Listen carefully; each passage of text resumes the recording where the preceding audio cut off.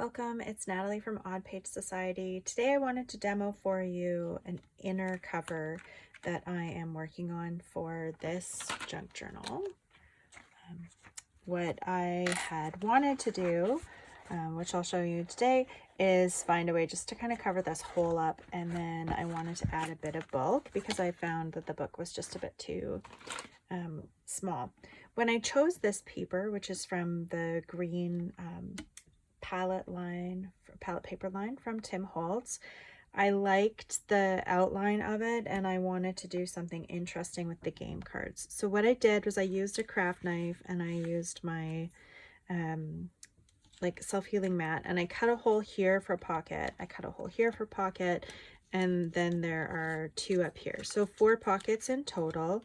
And what I'm wanting to do is I am wanting to create like individual pockets so that they're all independent of each other. I've attempted this about 4 times, so just forgive all the tape and the mess, and I did this thing with the magnets as well, which will work with the closure, but I wanted to demo this for you. Okay, so after I cut out the pockets, I cut corresponding paper that I liked that coordinated with the style of my book, and then because this in this pocket you can kind of look down and see I ink blended the edges so that they're not white, and I thought, oh, how fun would it be just to do like a little stamping that when it's in there you can see it. After I had constructed it the first time, I realized I made some mistakes, so I deconstructed it. Then I've constructed it again, and I'll show you kind of what I mean by mistakes here. So instead, on the top, instead of putting tape here, which was my first mistake, and then putting your page on, put your tape just above your cutting line. The reason for this is because if you put it on the page that you're adding to your pocket, you can overlap the adhesive with your line, which is what happened. Then, because it's a full pocket, I'm just going around kind of all 4 corners to get this set down. This is a 1/4 inch double-sided tape that I got as a freebie from scrapbook.com. They will often have little freebies when you order things. So if there's an adhesive one, I make sure to add it to my cart before checking out. And then actually it's an 1/8 of an inch, sorry.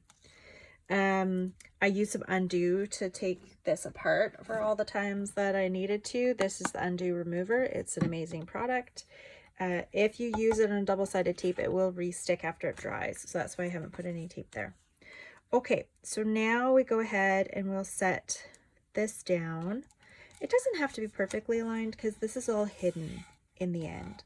It is nice if it can be fairly aligned so that when you're looking in your pocket here, see how you can just see that stamping? It's kind of fun. Okay, the step that I missed, because these all kind of sequentially go together, is to use some scotch tape, and you want to tape this down. Why am I doing this? Because when you put cards in here, they will otherwise catch on the lip of this paper because it's so thick. Even if you use copy paper, it generally tends to still stick. So now we have independent pocket number 1 down here, which we can open. So you want to make sure you can open it before you go ahead and move to your next stage so that you don't have to fix it after you've constructed it. Another lesson that I learned while doing this. Okay, now I'm going to do the same on our little second pocket here. Here we go. Down this way. And then we can go down this way as well. And then I'll do the bottom.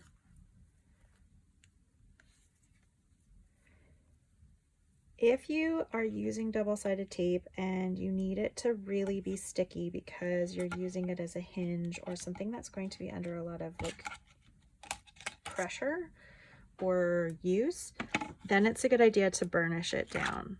And by burnish, I mean like take a bone folder and really press it into the fibers of the paper. Because that's not the case, and this is just a pocket that paper is going to be slipping in and out of, I'm skipping that step today. I find, okay, so now we line this up with the bottom, and I cut it so that that's kind of how my orientation will go. And I know that my stamping will still be good on the other side. There we go. I find if you know the reason why you're doing things, so my stamping goes, my pocket opens, that's fantastic.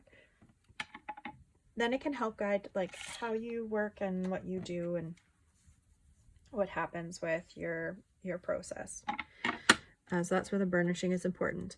Now, there are two different pockets here. I want them to be independent of each other. And before I do this, I'm gonna tape. I almost missed the step that I took it all apart for because I'm distracting myself with talking.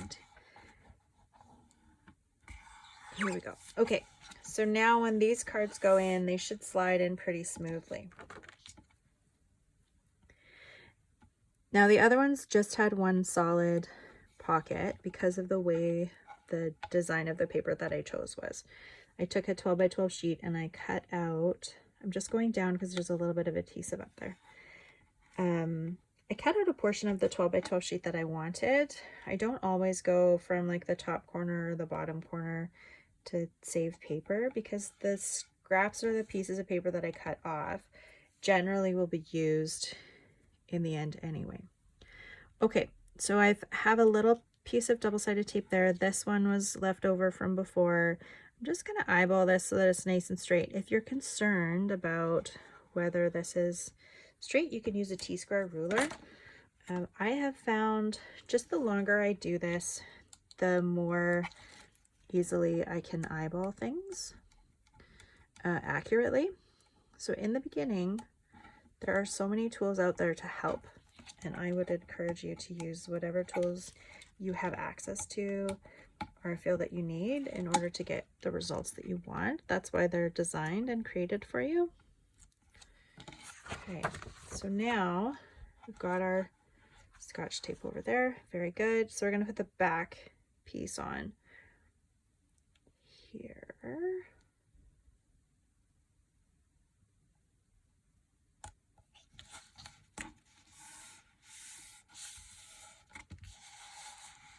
There we go. Okay, so now what we're left with is we're left with one pocket, 2, 3, and 4. The pieces of ephemera that I was struggling with fitting in here before were this, so now they're actually sliding in much easier. And then one should fit on this side. I have yet to make cards for the other two. This one, I think width-wise, I could probably adjust. Sometimes the paper just needs some time for things to fit in. So now we have a pocket here that goes all the way to the bottom, which is the nice thing about this layered technique. And then we have one there that goes to the bottom as well, but they won't communicate with each other, which is pretty fantastic. In our book, what this is going to now do is it will cover this side here, and then when it closes, the magnetic closure just kind of attaches to itself, and then that's how our book's gonna be. Thank you for joining me. I hope you have a wonderful day. Once again, this is Natalie with Odd Page Society. I'll see you next time.